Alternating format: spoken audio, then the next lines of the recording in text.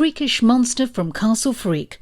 Castle Freak explained in detail. According to Gordon's biography, he is an authoritative figure when it comes to adapting the macabre works of legend H.P. Lovecraft. There has been no director who has translated Lovecraftian lore with the alacrity and frequency Gordon has over the years. In a loose adaptation of Lovecraft's The Outsider, it once again pairs Jeffrey Combs with Barbara Crampton and puts the pair through hell. What Bruce Campbell is to Sam Raimi, Jeffrey Combs is to Stuart Gordon.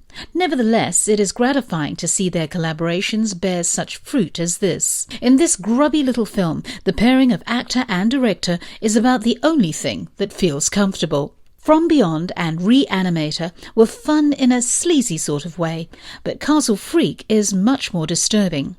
In contrast to Lovecraft, Gordon has no time for things bubbling beneath the surface. Castle Freak is driven by sexual desire, from John Rielly's desire to reconcile with his wife to the monster's sexual arousal. Before we go into our explanation, we have a very small request. If you like our content, please support us by subscribing to our channel.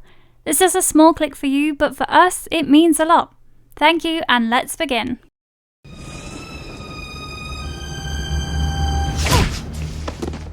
Hideous, hungry and loose. Castle Freak, 1995. John Rielly, his wife Susan, and their blind teenage daughter Rebecca visit Italy after inheriting a 12th century castle that once belonged to a famous duchess. Susan believes John is responsible for their 5-year-old son's death in a drunk driving accident, which also cost their daughter her sight. The three intend to remain in the castle until the estate can be liquidated on the advice of the executor. Unknown to them, the Duchess's son, Giorgio Orsino, who was kept in the dungeons of the castle as a punishment for her husband's abandonment, still lives there. In order to escape from his manacles, the disfigured beast breaks off his own thumb after killing and eating a cat.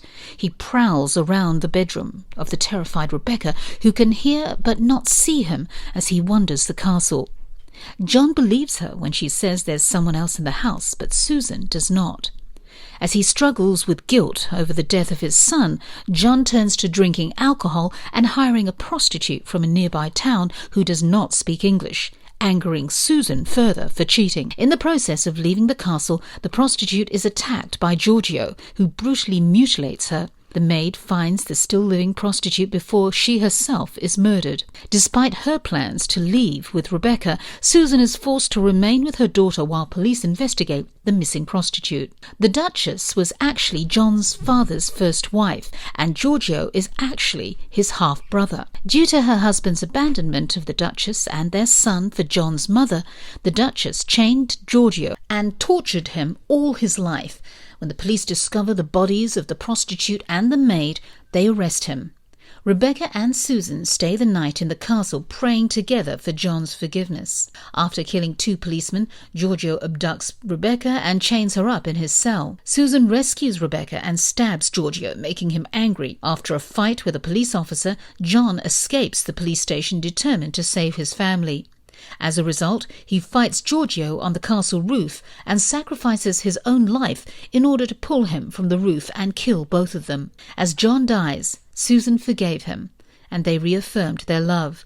At John's funeral, the son of the prostitute is pictured with his father, the policeman. This film is as gory and gruesome as you can get for a movie released in 1995. At its peak, the plot utilized real brain matter. A 1994 theatrical release date for the movie was bumped to November 1995 due to the film's graphic carnage. There's no doubt that Castle Freak isn't your typical full moon feature. You will not find any puppets, animatronics, or even dwarfs here. The film seems to be a serious attempt to make a proper horror film. Gordon is more than capable of delivering. Although he takes some liberties with Lovecraft's original story, he keeps the overall vibe of the author's work and melds it with his own sensibilities. Castle Freak is a real gem. The movie is scary, disturbing, and gruesome. Jeffrey Combs and Barbara Crampton perform it superbly. It features exceptional cinematography, location, gore, and special effects. In terms of creature design, it's horrifying. Of course, Stuart Gordon's direction is excellent. The plot with Rielly's blind daughter is somewhat obvious, but fortunately it doesn't take the same distasteful turn as it did with The Prostitute. While the work isn't as impressive as Re-Animator and From Beyond, it is no less effective. Though it has flaws, it is one of the best Lovecraft adaptations ever made. Band filmed in Italy at his own castle, which he used regularly as a cost-effective location. Meridian, the sophomore film from Full Moon, was the first to shoot there, followed by Pit and The Pendulum.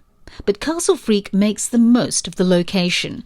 Being in that huge and empty ancient castle really shows what a purgatory the leads have created for themselves. These characters are so defined by pain and tragedy, and the castle looks like a haunted house that it feels like they are the ones haunting it. There are also several scenes in Castle Freak that could be taken from any haunted house movie that set a creepy mood. An example might be the scene in which John hears Giorgio wailing at night and investigates, encountering an elderly servant who tells a story about family intrigue and haunting. Casting is undoubtedly one of the absolute highlights of Castle Freak. Combs and Crampton are back in the spotlight as a married couple who couldn't possibly have drifted further apart. They had both shown that they were adepts at walking the line between horror and comedy in their previous projects with Gordon. And Castle Freak casts all of that aside to allow them to deliver very raw performances. Gordon uses the same actors in incredibly different roles in this movie, which feels like he has created his own makeshift theatre company.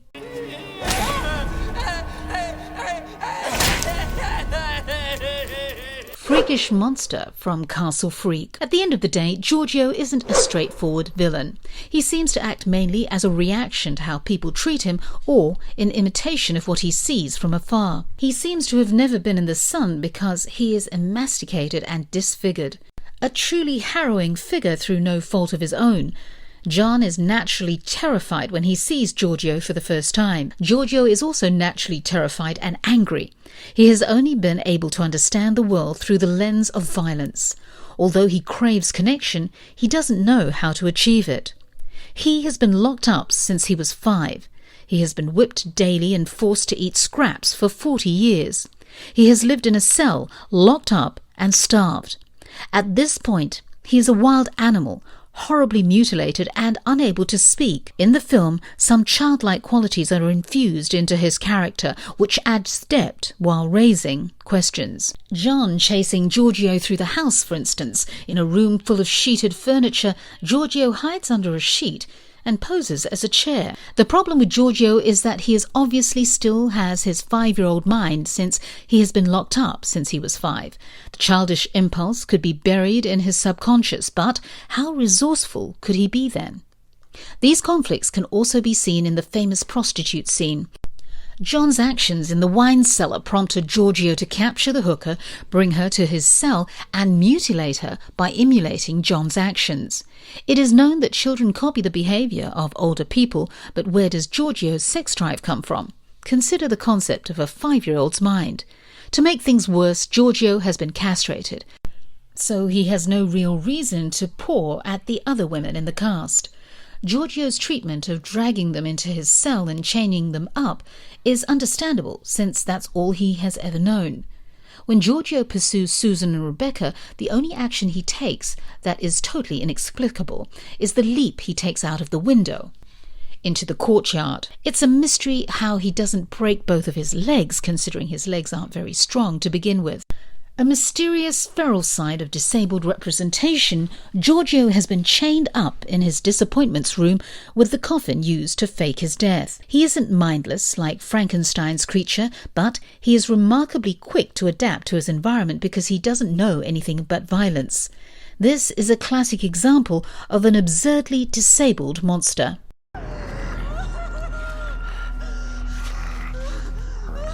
Castle Freak 2020. As a result of a tragic car accident, Rebecca is permanently blinded, but she receives some strange news. Her long-lost mother has recently passed away, leaving her their ancestral castle in rural Albania. Rebecca, who travels to the estate with a group of friends, hopes it will provide an opportunity to reconnect with a past she never knew and a mother who seemingly abandoned her. A series of mysterious events led to the deaths of Rebecca's friends, and she must unravel the secrets of her family history before she falls victim to the castle freak. They have been eaten alive. Evil still resides in that castle. Tate Steinsky's Castle Freak is a truly unique film. In the previous film, John and his wife Susan travelled to Italy after inheriting an Italian castle. His daughter Rebecca is blind. The unfaithful and drunk John has been accused of gruesome murders, but they were actually committed by a freak who lived in the castle's basement. In spite of the fact that the opening credits of the new Castle Freak proclaim that it is based on the original story by Stuart Gordon and Dennis Paoli and the original screenplay by Dennis Paoli, Kathy Charles has stripped it down to its bare bones for something new and different. It's Rebecca who inherits a castle in this Castle Freak, this time in Albania. Her blindness was caused by an accident, resulting from her reckless lifestyle with John. While John may appear to have a similar personality in this new film, Castle Freak instead explores how our current culture views the other, embracing some tangents from Lovecraft's seedier lore. In terms of the concept, Tate Steinsky's soft reboot is largely the same as Gordon's. It has a beautiful set, a castle interior, a chapel, lavish chambers, broken mirrors, and a luscious cinematography that fits the plot of poor Rebecca's tale. It was sometimes dreamlike, sometimes trippy, sometimes nightmarish. As a cult classic title, the 1995 Castle Freak deserves to be seen by everyone who enjoys horror movies. It's bloody, gruesome, and filled with everything that makes a great horror film. If you enjoyed watching the 1995 version and want to see a different version with different but similar characters, then you should watch the 2020 remake. It might not be as violent, but it's worth watching. In both versions, the Castle Freak delivers what we want from it. If you liked our content, don't forget to leave a like and subscribe to us if you haven't already. Have a good one and be safe. Thanks. The two make one. It's time for the old grey ones to return.